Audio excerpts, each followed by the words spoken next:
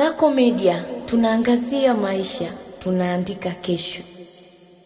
Mambo vipi mtazamaji wa Kasako Media, karibu sana. Jina langu ni Mohamed Defense na nipo na mwenyekiti wa Tanzania Sports Influencer pamoja na shabiki wa Young Africans Godi Yanga. Kubwa zaidi tunazungumza kuhusiana na klabu ya Simba hapo jana usiku kutoa taarifa kuachana na meneja mkuu Dimitar Pantev pamoja na wasaidizi wake wawili. Yeye kama shabiki wa Young Africans, hii taarifa mara baada ya kuipokea, ameipokea kwa namna gani? Kwa sababu kabla ya Godi Yanga kuja hapa, alionekana ni mtu ambaye amesikitishwa sana na Pantev kufutwa kazi Simba. Godi Yanga, mambo vipi? Safi niambie ndugu yangu. Wema? Kama kawaida mambo yanaenda vizuri. Tunamshukuru Mwenyezi Mungu, tunaenjoy.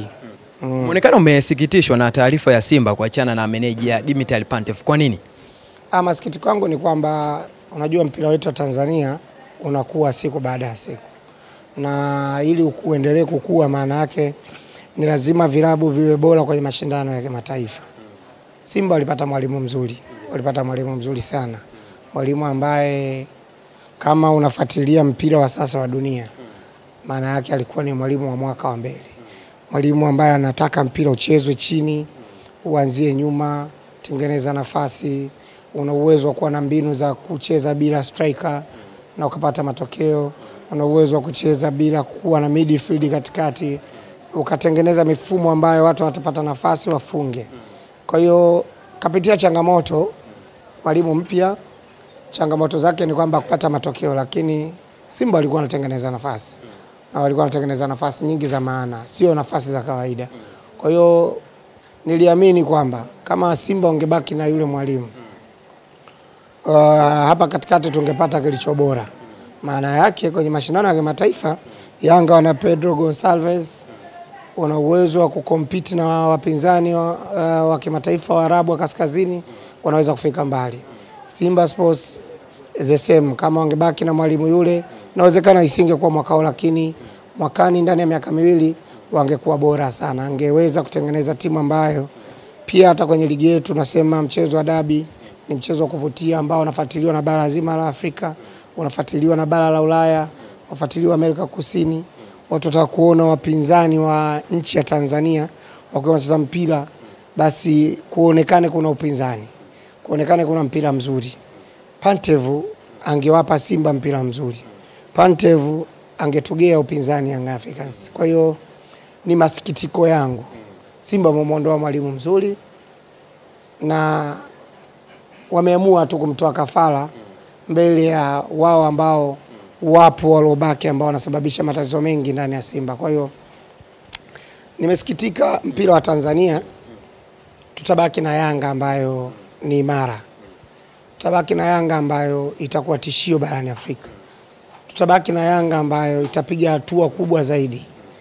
Kutegemea kwamba kuna klabu nyingine kutoka Tanzania ambaye tutatoka naye kwenda kuonyesha upinzani barani Afrika, haitakuwepo. Itakuwa ni kama ligi ya Ujerumani, itakuwa kama ligi ya Ufaransa. Yaani unavyomuona PSG, unavyomuona Bayern Munich na dominate, itakuwa hivyo. Itakuwa ni Yanga ambayo inawaonea watu wengine. Lakini tulikuwa tunatamani kupata competition. Unajua kuna muda unacheza mpira, unatamani kuona leo sasa tunashinda au inakuaje. Lakini Yanga ikicheza sasa hivi kwenye ligi ya nyumbani, unajua tunashinda michezo yote. Na ikienda kwenye michezo ya Champions League, tunatoa upinzani mkubwa kutoka Tanzania peke yetu. Wengine watakuwa dhaifu za hali. Hayo ndio masikitiko yangu. Kwa hiyo Pantev ameondoka. Nilishtuka wakati amekuja na niliamini kwamba Simba ameleta mwalimu. Na bado naamini Pantev ni mwalimu.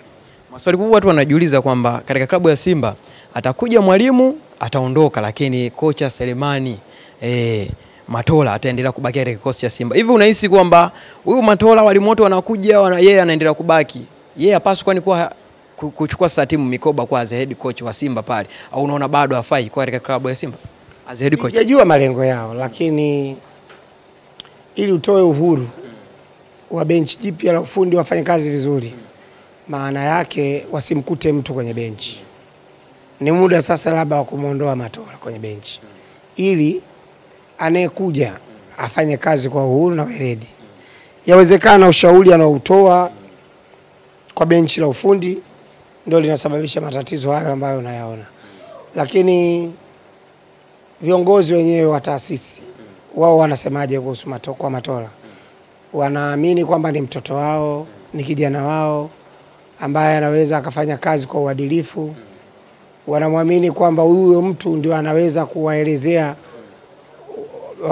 makocha wanaoajiri namna gani Simba ilivyo, ilikotoka na inakoenda. Lakini hilo ni jukumu la anayemwajiri coach, sio jukumu la kocha msaidizi. Kwa mimi mpaka sasa hivi kumuona Matola anaendelea kuwa kwenye benchi, naona ni kama kuongeza tatizo kwenye Simba yao. Sijui, lakini mimi naona kama ni kuongeza tatizo kwenye Simba yao. Whatever, Yanga tunao wazawa wengi waliopita, wengi. Na huo mfumo tulikuwa nao pia miaka ya nyuma. Lakini kwa sasa hivi ukiambiwa wataje makocha wa Yanga, utamtaja Pedro Gonçalves, utamtaja yule msaidizi wake kipara mwenye maupe ambaye anaitwa naye Pedro, alafu kuna Patrick Mabedi. Shughuli imeisha. Watu watatu ambao wote ukiangalia ni wageni. Hakuna kwamba tumekosa mtu sijui wakina SMG wakina nani wakuja kuweka pale, hapana. Professionals inaongea. Kama wewe ni mwalimu, umekuja umesomea walimu, maana yake ukifika kwenye timu utagundua kama Kapombe na Duchu, utajua tu kwamba hapa ninatafuta Weklet, nitatafuta pasa, nitatafuta mkabaji. Ukitizama ndani ya siku 2-3 utajua mazoezini kwamba nani anapaswa kuanza. Wewe mwalimu, kama mwalimu ukifika ukimkuta Mligo, utajua tu kwamba nianze naye au nisianze naye. Ukafika kwenye timu una haja ya kuambiwa Dese Mukwala alikuwaje. Utahitaji kuona kwenye mazoezi kwamba kati ya Mukwala, Selemani Mwalimu na mshambuliaji mwingine Jonathan Soa, nani anastahili kuanza kwenye timu, kwa sababu utakuwa nao mazoezini. Lakini Simba bado ana mfumo ule kwamba Matola atakuwa ni mtoa details, wakati sisi tunao mavideo analyst, tunao watu wengine. Yaani mpira umekuwa. Kwa hiyo kuna namna ambavyo wanatakiwa kubadilisha mifumo yao ya maisha. Shukrani sana Godi. Walikuwa ni Godi Yanga akizungumza namna ambavyo klabu ya Simba hapo jana ametoa taarifa kuachana na meneja mkuu Dimitar Pantev.